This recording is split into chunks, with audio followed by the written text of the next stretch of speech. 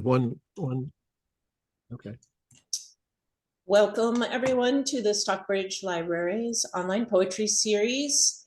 Sparks in the Dark is our theme this year, and we are happy to have with us two poets, Holly Iglesias and Landon Godfrey.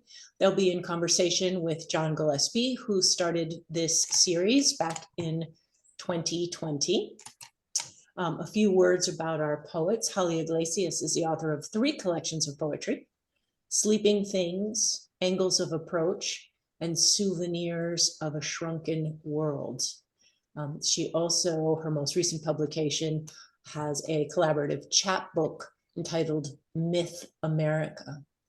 She's been awarded fellowships from the National Endowment for the Arts, the North Carolina Arts Council, the Edward Albee Foundation, and the Massachusetts Cultural Council.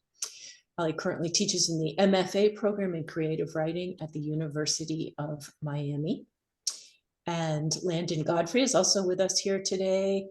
She has a collection of poems entitled Inventory of Doubts. She is also the author of, and I love this title, Second Skin, Rhinestone Spangled Nude Souffle Chiffon Gown, which was chosen by David St. John for the Cider Press Review Book Award. And she also has 2 limited edition chapbooks, In the Stone and Spaceship. Let's see, she has received fellowships from the NEA, also North Carolina Arts Council, and the Hambidge Center for the Creative Arts and Sciences, I'm sorry. And she is also an artist and is doing studio work and drawing, painting, and printmaking. So a creative in many senses of the word. Holly and Landon, thank you so much for joining us. And John, as always, thank you. I'll turn the program over to you. Yeah. And Wendy, thank you and the library for hosting. We're completing our 5th National Poetry Month. So who would have known 4 years ago?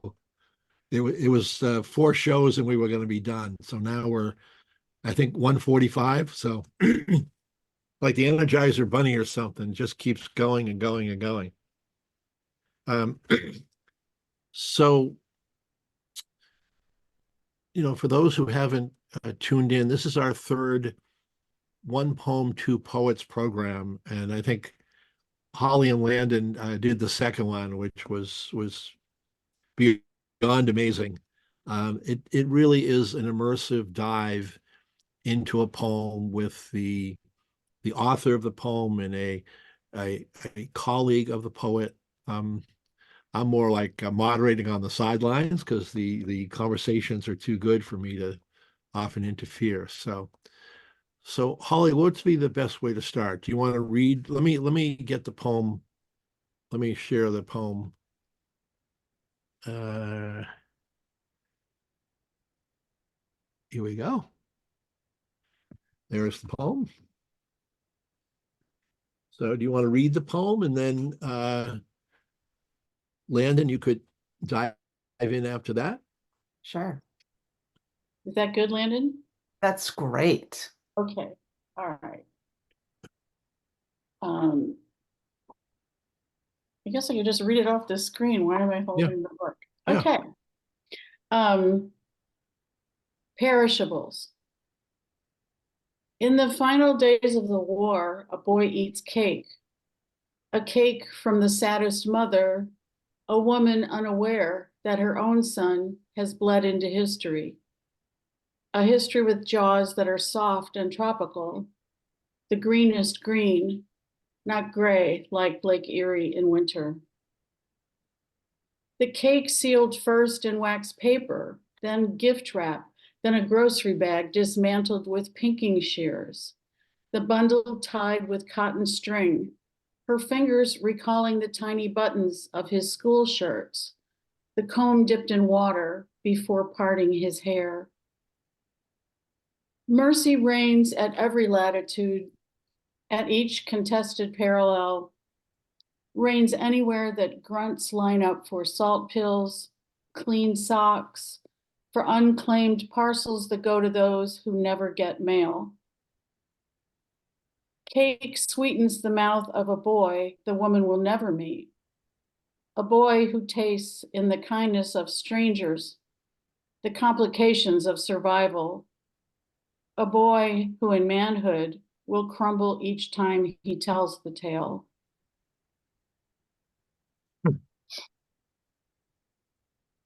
Thank you, Holly. Mm-hmm. Mm-hmm. It's such a moving poem. I wanted to ask you, even though the lack of specificity gives it a universality, do we need to know which war? Probably not. Yeah. John, can you take the poem down? I can't see anything but the poem. Yeah, hold on. Yep. Hold on. Thank you. There we go. Here we are. Okay. That's an interesting question.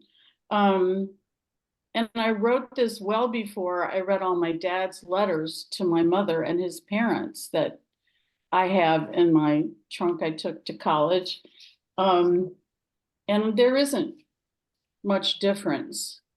I think what gives it away is the tropical green, and the use of the word grunts, Mhm. which I think we came to hear.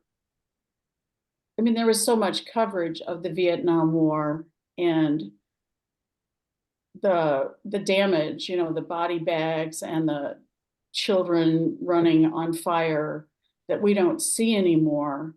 And so this is the specificity of it for me is it's a coming of age time. Mhm. And so I think that all of us who lived at that time as we were becoming young adults were shaped by that big time. Yes. I was also wondering about the creation of the narrative.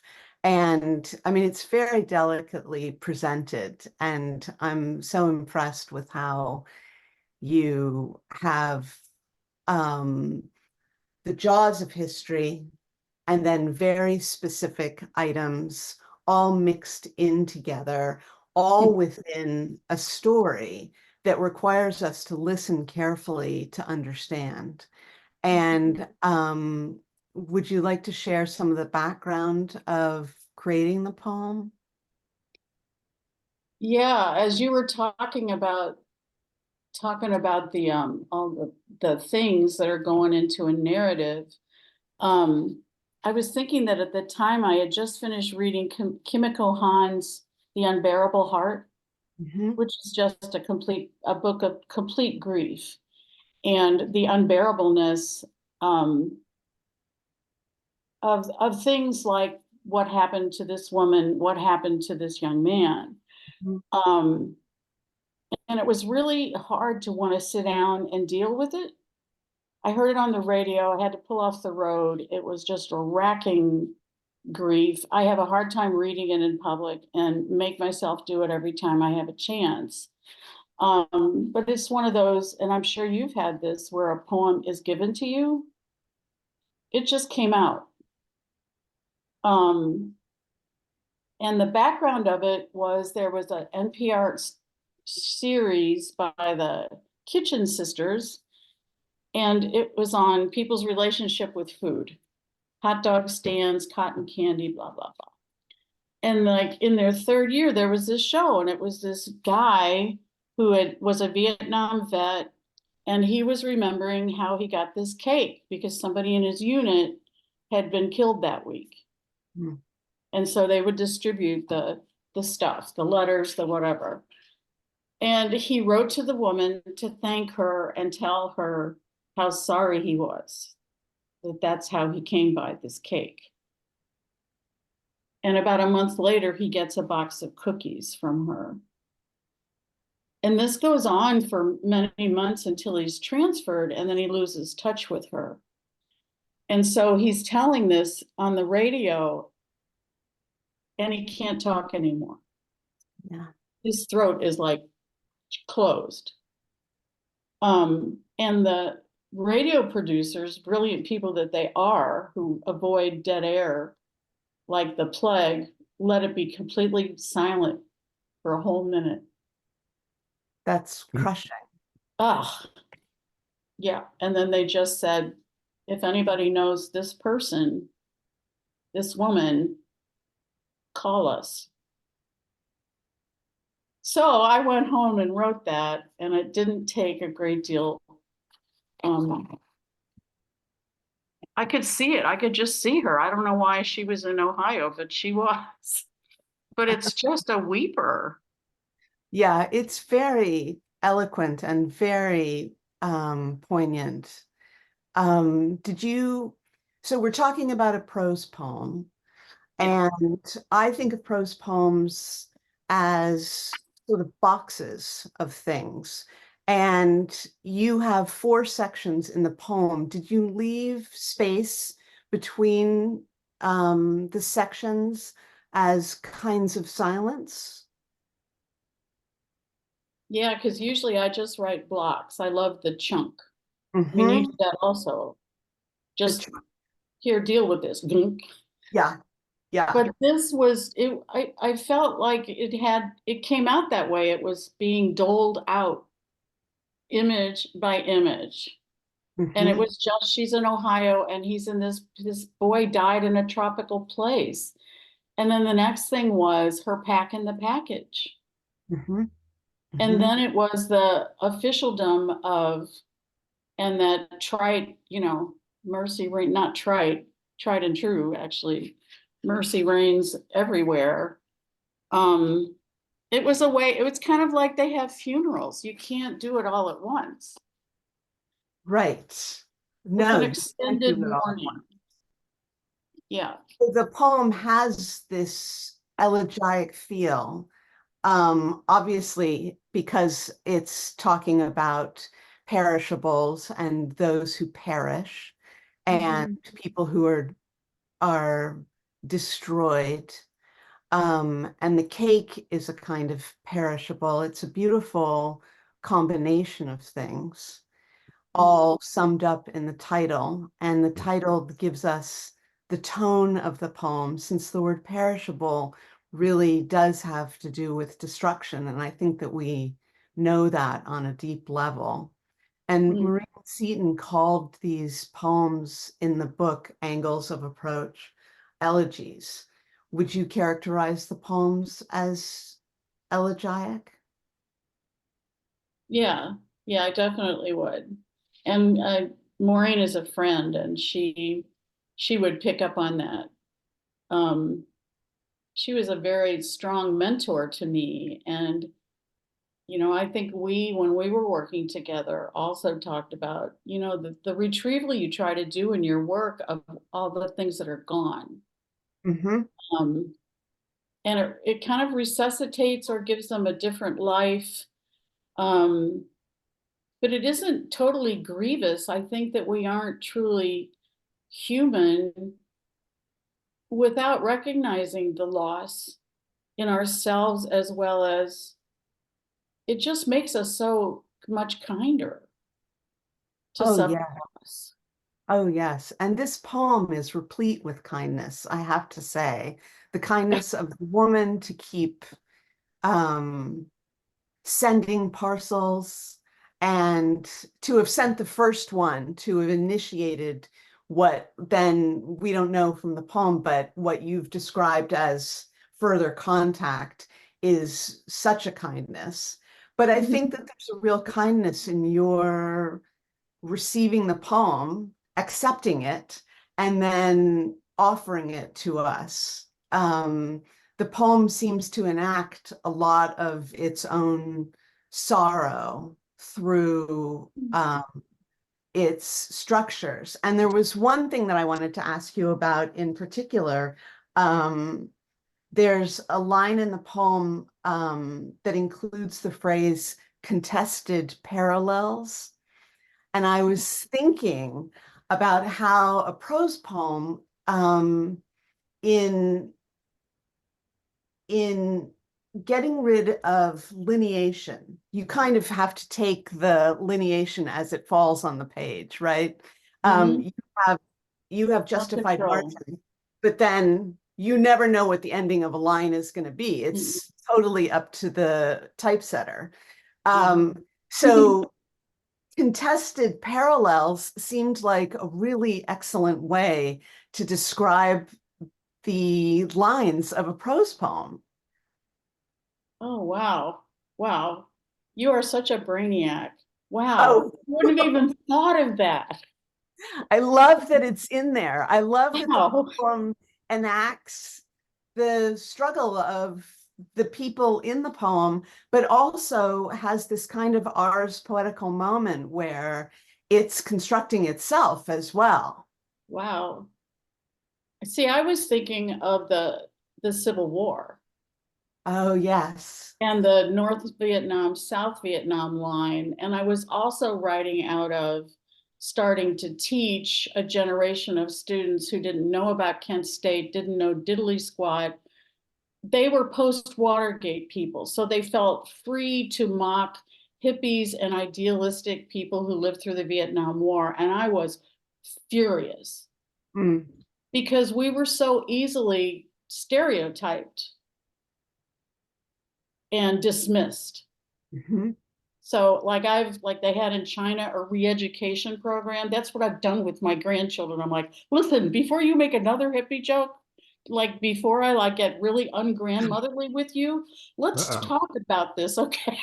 Because it matters a lot to me. John, you're of that generation. Yeah, I yeah. mean, Grandma on the loose, Landon. Just be careful when you two meet in person. She don't use the hippie word, or you could be we won't see any hair on your I head. was trying very hard not to be somebody, doing the Yeah. peace sign or, I was trying to keep it just, it felt funereal in some ways or sacramental maybe. Mm. And the reason the guy didn't get letters was because he'd broken up with his girlfriend. He's 18 years old when this happens. And his parents were mad at him. For So enlisting. he's getting nothing. So he's very lonely. He's depressed. He's in a dangerous situation. He gets this cake. And toward the end, when he gets to the point where he can't talk anymore, he goes, I realized she was keeping me alive. She was feeding me to keep me alive. And And did of they course, ever she find didn't her? know that. Huh? Did they ever find her out who it was? The woman? No, No. no. It would have had to been somebody that heard the show and told her, but no. But what did happen was the poem won a poetry contest. And it was a lot of money. It was like $2,000. And so I gave most of it to the War Resisters League. And I made a donation to the Kitchen Sisters. And I sent them the poem and said, would you let him have this? And they Yeah. gave it to him. Wow. Yeah. And then I to think do even more full circle about how being attentive and listening and empathetic and kind and broken and sad and all of it it's a cycle that just feeds. It's a wonderful thing. Like the woman, she could have stopped at that, but she kept it going. Okay, so a few years later, I have a student in my class who's just a pain in the neck. He's always got the hoodie. He's like bored out of his mind. And I would do this thing in classes. Today in history, George Washington got his wooden teeth or something like that. So toward the end of the semester, this guy comes up to me, he's just an angry person, an older student.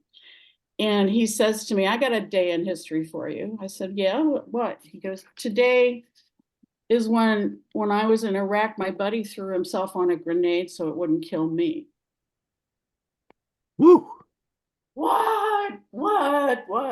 So I grabbed him, and you're not supposed to touch students, but this man just exposed his vulnerability to me. Like, my God. Sorry, John, I didn't know it was going to be such a weeper. Yeah, I was going to say this is I think the first poetry show where I may have to go to a second handkerchief. Honestly, we should have candles or something. So Yeah. to finish it, a week later, he comes to my office and said, can I show this poem to my dad? It explains a lot about what happened to me. Yeah. In his mind. Yeah. And it turns out he was a junkie. Had been on, those kind of drugs since he was picked up. He'd had 7 surgeries. He'd had his hip replaced. A cornea was blown off. He was a flipping mess. And over the next 2 years, as we visited and talked about how do you recover from that trauma, he got clean. He started doing community service. He won all these awards in North Carolina for community service. And now he appealed to the court in Buncombe County, which is Asheville, to have a veterans court for people who are picked up on charges who are wounded veterans. And they go with them to every trial.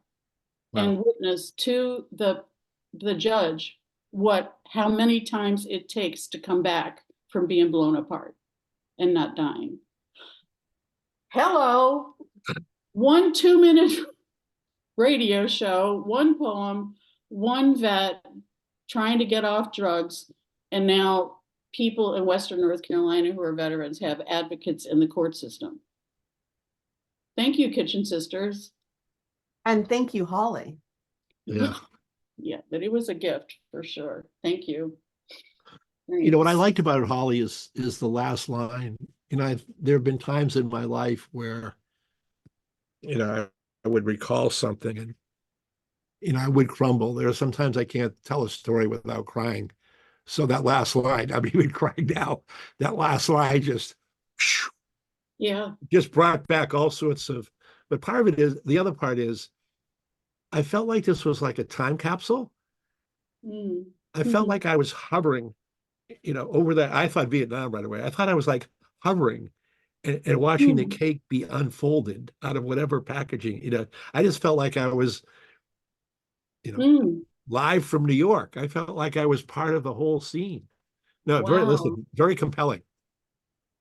Well, you're such a great poetry reader, John. I mean, as a person who's not a poet or a poetry teacher, you're really good at, you love it. And that's why you and Wendy started this series. Yeah. And it's pretty amazing how, you get into it. But people have that in them. And we aren't given the opportunity to have poems read to us. Yeah. So next time we'll hand out Kleenex. There's also the way the poem starts has a wonderful invitation into it. And I can see why, John, you would be more open to this experience that you're describing, because Holly, you've characterized history as something soft. And I think that we're disarmed by that. I think that in this poem, we're disarmed by the idea that history has jaws that are soft and tropical, the greenest green, not gray like Lake Erie in winter. And so there's a kind of trick in there, isn't there? There's a sort of, it's not a sleight of hand, but it's a bit of replacement, because I would say that history is a juggernaut or a cruel set of circumstances, a horrible machine.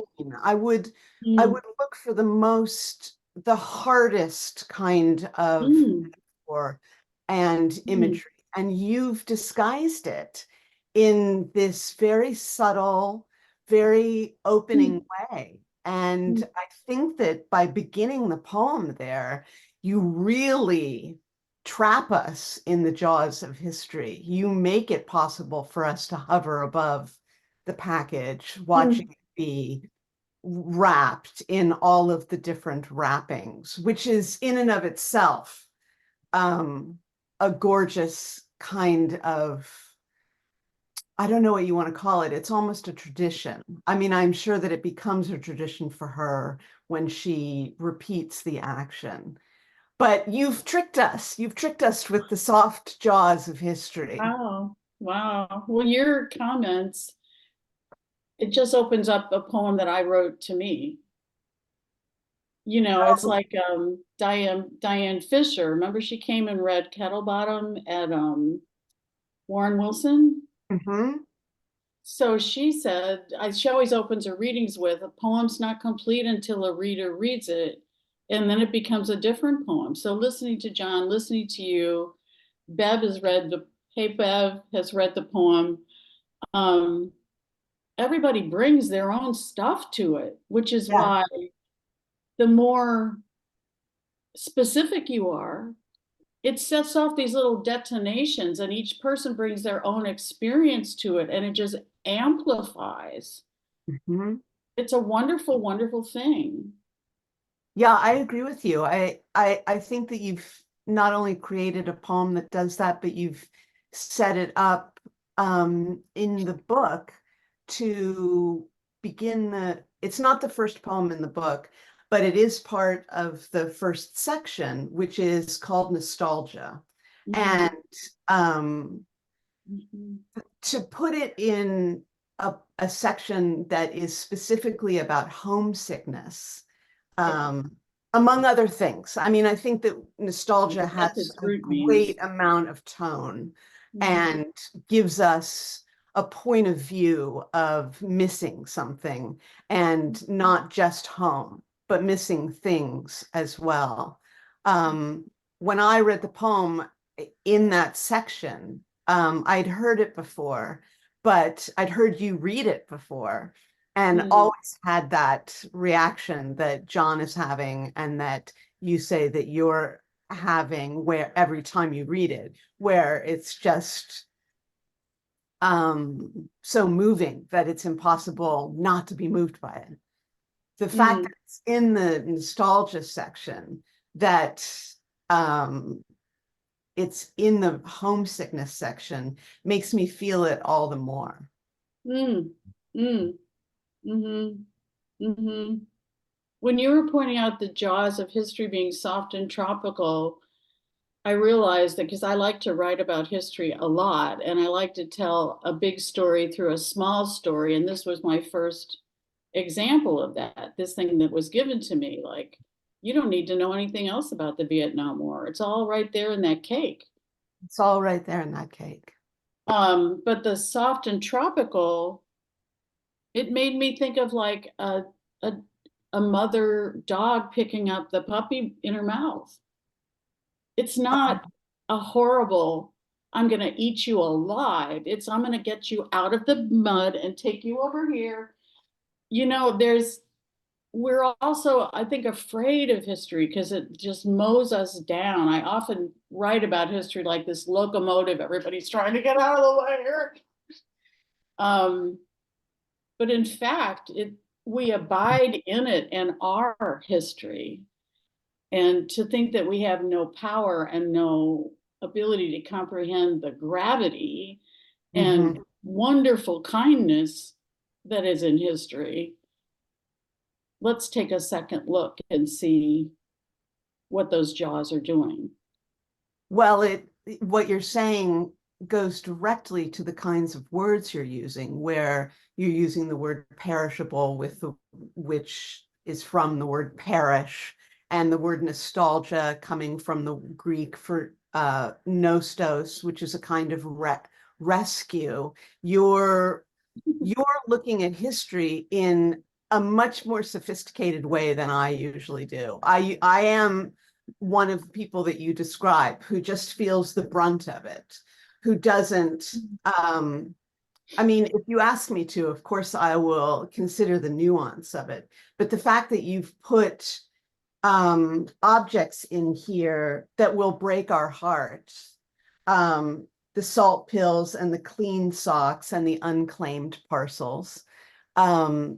You put in what will break our hearts, but those are the same things that will rescue us. Mm-hmm. And it's a very deft touch to do that in a poem. That's not really a question, I realize. Oh my God, you're like the best reader ever. Well, Well, Holly, the other part for me is, you know, you could have written the poem without telling us how the cake was sealed up and packaged. And mhm. that second stanza, it so I went from hovering over the cake somewhere to being back in this woman's kitchen. And, I think the 1960s, I felt like there was no plastic wrap. There was a ton of wax paper. So as soon as I read wax paper, I felt like, yeah, here we go, history again. Even then, the aluminum foil at the time was kind of like, I don't know, kind of flaky. Wax paper was like the standard, the gold standard for stuff. And less expensive. Yeah. And just then when you linked it to recalling the tiny buttons on her shirt, it just, oh God. You let us look into the heart of the cake maker.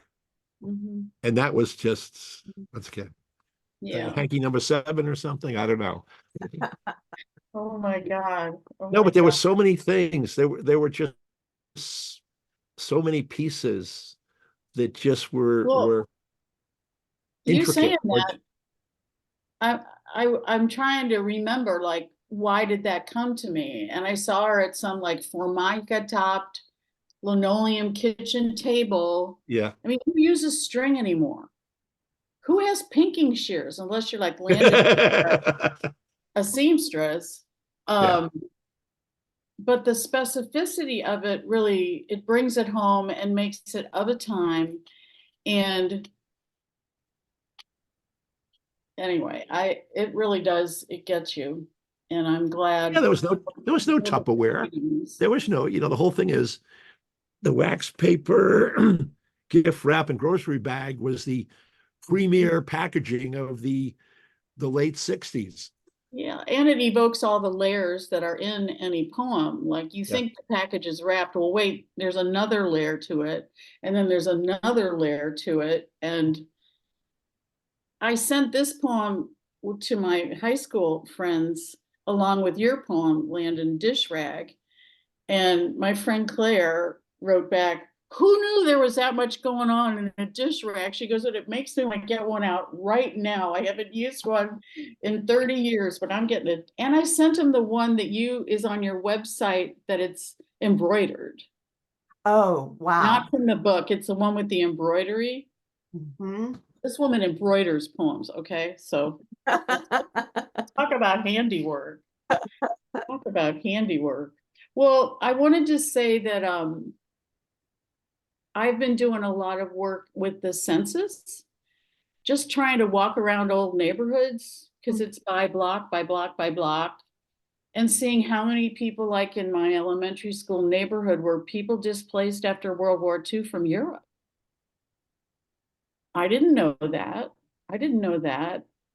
And if we get to the other poem that we talked about doing, which is also about history, is about a man in an asylum, a mental hospital, and I finally located my grandfather's sister who was in an asylum from when she turned like 28 until she died in her 60s.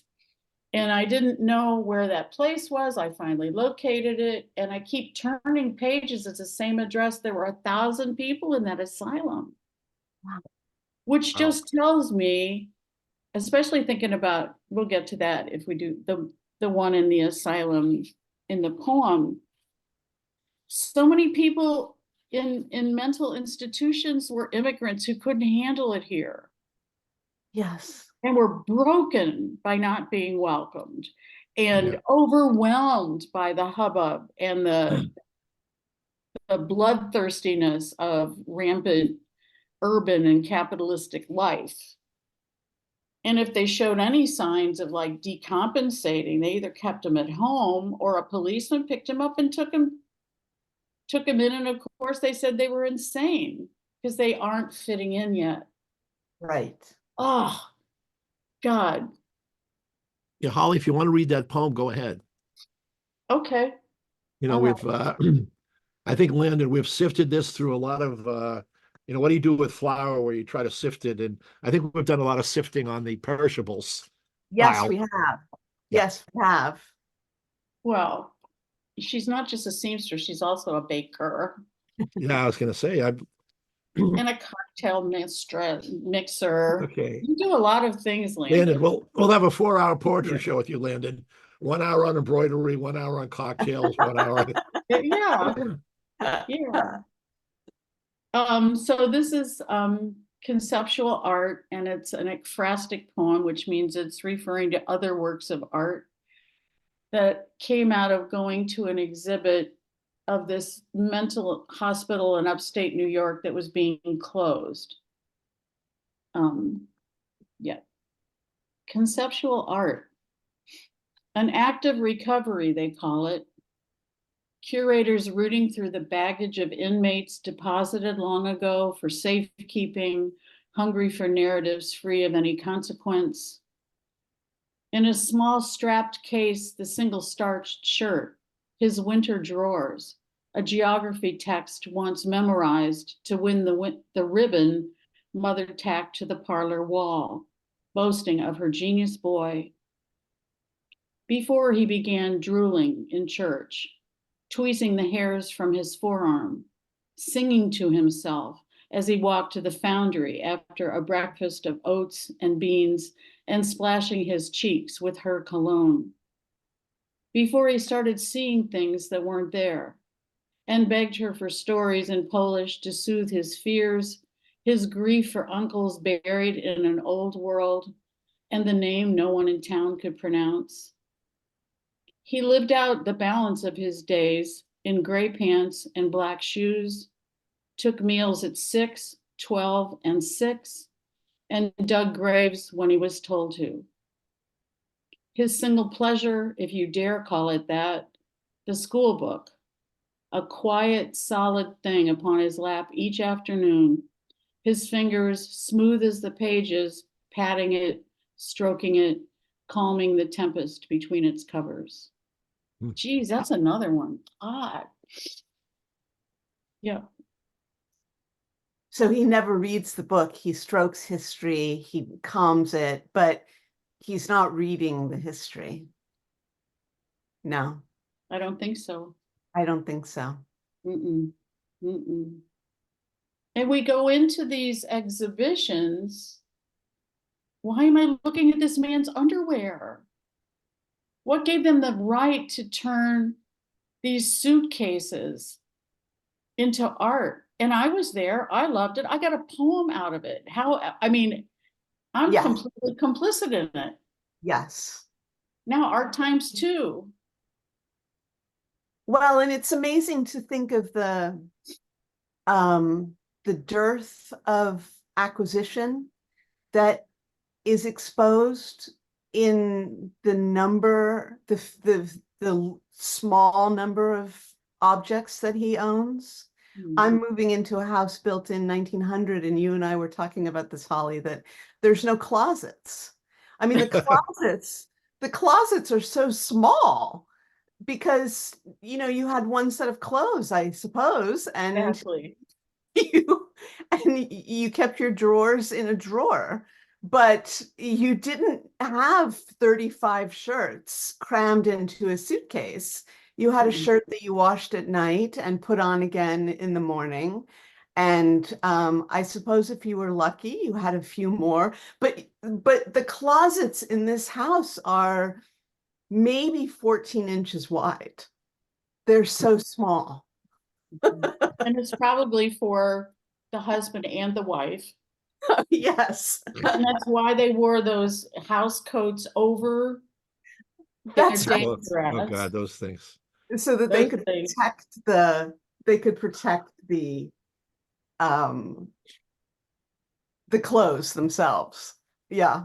And the brush, remember the whisk broom to brush your jacket, Yeah. wool coats and stuff? Who brushes a coat anymore? You just buy another one at Ross for less. You know, Holly, those house coats remind me of that show, Queen for a Day.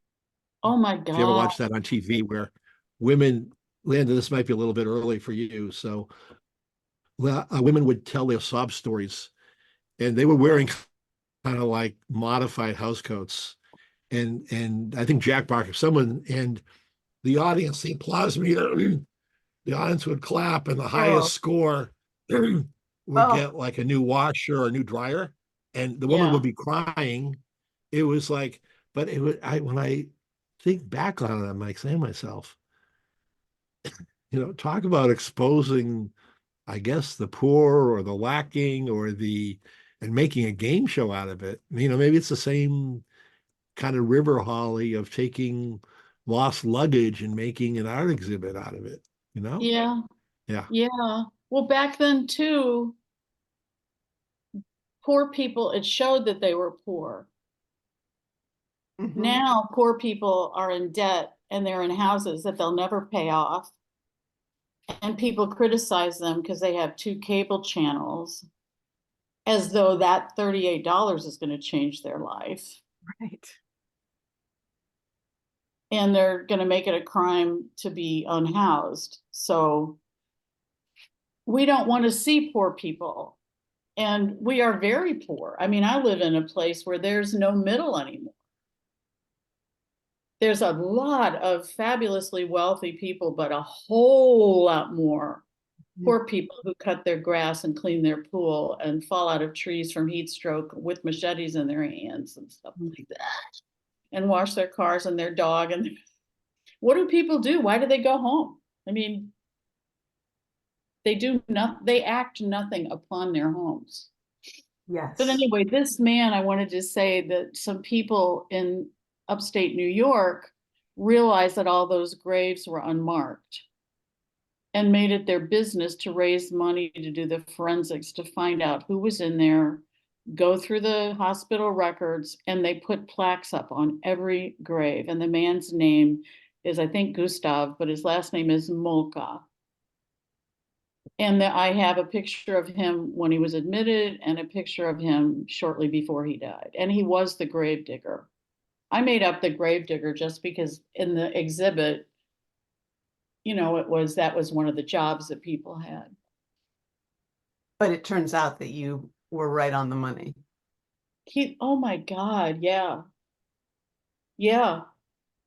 Yeah. So you're hovering, you're getting inside and under. I mean, we're all somehow connected. And if we just open ourselves enough, I'm not saying that Gustav Moka is going to appear to you. If we thought that way, there's a thin membrane between all of us. I agree with that completely. And I think that naming the poem conceptual art has a lot of layers. And obviously, art historically, we can see that as a movement. But we can also see that, again, I am a badger for words. Again, the word concept is in there. And so maybe that thin membrane that you're talking about is the concept that we conceptualize the differences between us, but those are true or false depending on how you conceptualize the difference. I think Holly's going to be writing Perishables 2.0, 3.0, and the Concept 4.0. Yeah, Holly's going to be getting the pen out later on. I am. This is really a good motivator, and getting ready for it with you, Landon, was a good motivator. And I wanted to say also that besides being all the talents that you have, that Landon is an actor, and I was an actor. And I think being an actor has a lot to do with the ability to give over to someone else's life circumstances and see it and feel it. And the pinking shears, of course, I forgot the king. You kind of take on a role as far as seeing things. Mm-hmm. Yeah, you stand outside of yourself, but you don't become nothing. You become someone. You become the mother, and you are cutting the package. You are cutting up the grocery bag with the pinking shears, and you're actually doing that yourself. You can feel it. It's like Keats's idea of negative capability, that we are the billiard ball, that we think about the billiard ball smoothly rolling across the table, the billiards table, and all of a sudden we feel roundness and we feel like we're made out of whatever you make a billiard ball out of. I have no idea. Bone, stone, I don't know. I guess I have a little research to do There about we those. go. There's another poem in the offing here. Really, really put something in the side pocket and figure out why they roll so smoothly. Wow. So Holly, how did this second poem come to you? I think the first poem, Perishables, you said, just arrived almost in whole form, I guess. So how did this one arrive for you? Because This of one, the experience of most of this book, angles of approach that it's from, I was finally hitting my stride. I'd been writing for about 10, 12 years. I started very late, and I was starting to see art, speaking to art. I hadn't been I'm a history major. I don't know for stuff. And going to these kind of museum things, I was feeling very good about myself. Like, look at me going to a conceptual art show. Look at me, la la la la. And then I'd go home and write about it. And then I realized that what I really was feeling was, I was raised in a family that history matters a lot. We talk about it a lot. I come from a really old city, and people that are interested in the family they come from. And that's what I was feeling. I really just wanted to get my hands on history. And I was in New England, where Landon is now. And, this is the center of America. And it's a mess. That's the whole thing. The whole nostalgia there doesn't include me. It doesn't include my children. It does. They're still thinking of like my people, the Irish and the Germans from the 19th century, as like they just got here. I was like, are you kidding? What? They say, oh, those Polish people are so good. They pay their bills on time. They always are very respectful. I'm like, they came in 1850. What are you talking about? yes. So being there helped me really want to recover a larger history than we're colonial America, and that's all you need to know. As we're finding out with people obsessed with founding fathers. And I'm sorry you're in Stockbridge. I don't include Stockbridge at all. But I wrote a lot of Norman Rockwell poems when I lived in Worcester, Massachusetts. You mean you wrote about him, or you wrote poems that were of that kind of artistic, of being Norman Rockwell aesthetic? No, of the aesthetic, yes. But the being him. Being him. Mm-hmm. Yes. Like I've got to put my face in everything. And Holly, if you went to the town hall, there are actually pictures of the townspeople who were the characters that he painted. There are photographs of, the kid with the police, whatever. There are photographs for 6 or 7 paintings of the actual people that, it's really great. It's really great to see it. It puts the whole thing in context that it wasn't just this made up reality. It was actually reality that was translated into a painting. Yeah. And for forever, so many decades, he was so productive. And him and Andrew Wyeth, the two of them, I could write ekphrastic poems forever. But I think too that living in New England, and then whenever I would drive home to St. Louis, my kids are in Miami, driving down, you get out of the watershed to the Great Drain of the Mississippi River. And that's where I'm from. Like, you may be the original people, but we're the middle, okay? Landon, we're the original. Our watershed is like 2/3 of the continent. So let's get a little more expansive. And then driving through Ohio one time, I realized that my sense of America started in Kent State. That's when I started thinking about what's America. Like, and I think a lot of parents also came to that, like, what are we doing? How could this happen? And it happened in the middle, the big, flat, boring, nothing ever happens here middle. Yeah. National Guard killed their own children. So that's a turning point for me. And I wanted to write about that. Like, we got to leave this old history behind and start getting a great deal more expansive. Mhm. I mean, like, I'm going to change anybody's mind. No, Hey, but look, your poem came out of the radio show that you were listening to, The Perishables, and then now there's a court that helps veterans. Uh, so yes, you are changing history right this second. I feel like I'm a you're welcome. cheerleader What else do you need? We'll right write. this moment. John, give us a list. We'll be I on it. need you to change history. Okay. Okay. Well, I think too, when you teach young writers, it's so hard to watch them, the process you have to go through of expressing yourself and Yes. expressing yourself and expressing yourself. And then one day, if God is merciful, you realize, okay, I got that out. And now what I need to do is like shut up for 3 years and listen. Yes. And there's everything's, I mean, everything that's worth writing is there.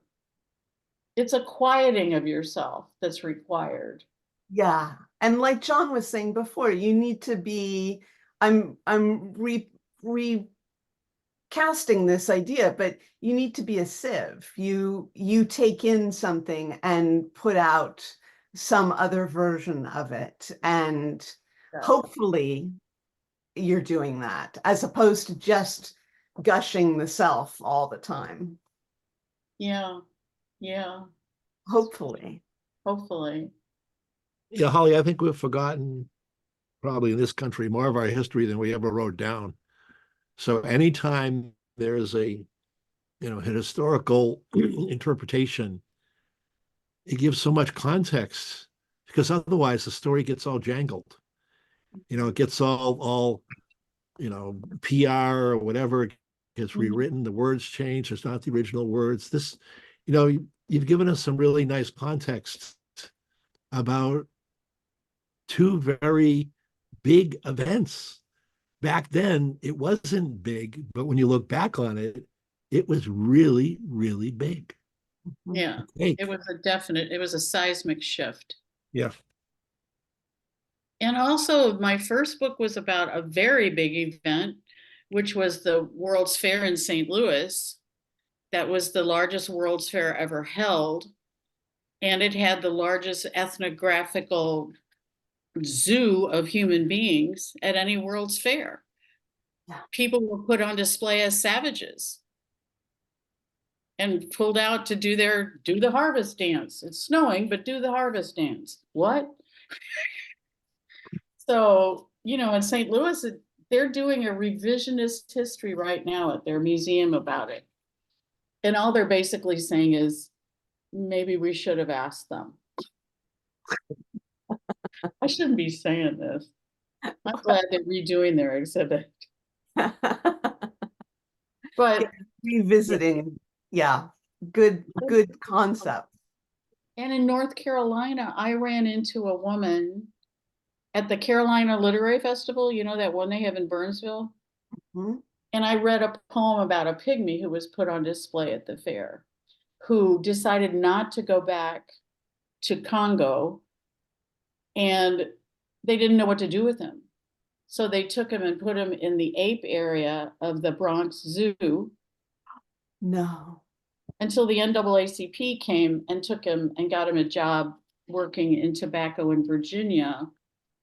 And the man wrote a book about him. The nephew of the man who found him and brought him wrote a book about his uncle bringing these pygmies. And I met that woman in Burnsville. Extreme. Wow. It's like he was always haunted by the fact that he had brought this man and he didn't go back because the man suicided. He realized he was never going to get out of here. How could he make money to leave here? Oh, you mean nobody would take him back? Well, by that time, he'd been working in Lynchburg, Virginia for 30 years. Wow. The kids loved him. He had all sorts of skills from living in the place where he lived in the Congo. And he was also a parallel character for me to write about with Geronimo, who was also on display under federal guard. He was a prisoner, a federal prisoner. And both of them had watched their families be slaughtered. Mhm. So, no kidding, they wanted to go to America. Did they want to go to America? No, they wanted to get away from the trauma. Yeah. Hey, Holly, we only have another minute.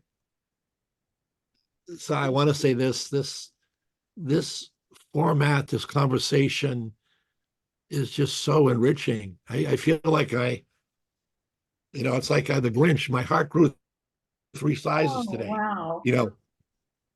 Just Yeah, beautiful. thank you. And really having the time to talk about all the aspects of a poem that we see or we experience is just very, very rich. I love this format. Yeah, it's a good one. I'm glad you came up with it. I Yeah. am too. It's wonderful. Yeah, we've enjoyed doing it, that's for sure. Yes, we've Set enjoyed up. doing it and we've enjoyed preparing for it. We've had long conversations about these poems. It's been wonderful. So I'll be looking We for always talk like this. the perishables embroidered on a large tablecloth arriving at my house soon. No Landon, pressure. I'll send you my address. Thank